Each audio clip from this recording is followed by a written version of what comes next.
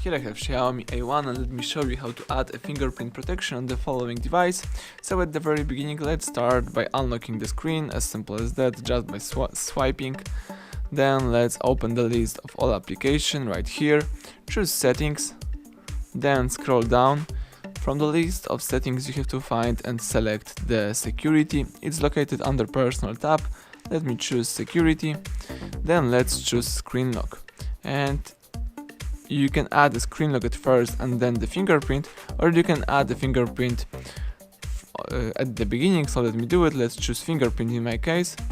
Let me tap next, and as you can see, if you would like to use the fingerprint protection, you have to choose some backup method. So you have to choose pattern, pin or password. In my case, let me choose pattern. So you can require also pattern to start the device. Let me choose no thanks to the following feature. Let's enter the pattern protection, tap confirm. Then you have to choose the form of notification. You can choose show all notification content, hide sensitive notification content, or don't show notifications at all. Let me choose the first one and choose next.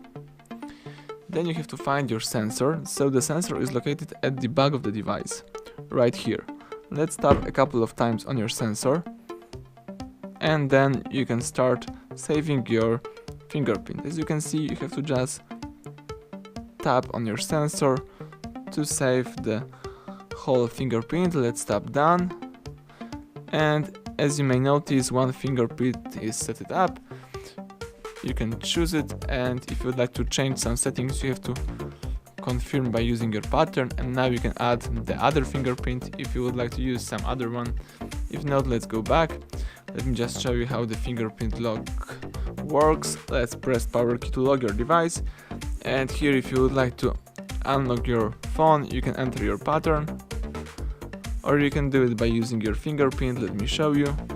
Just tap on your sensor right here, and now you can use your device. So that's it, everything went well, thank you for watching. Please subscribe our channel and leave thumbs up under the video.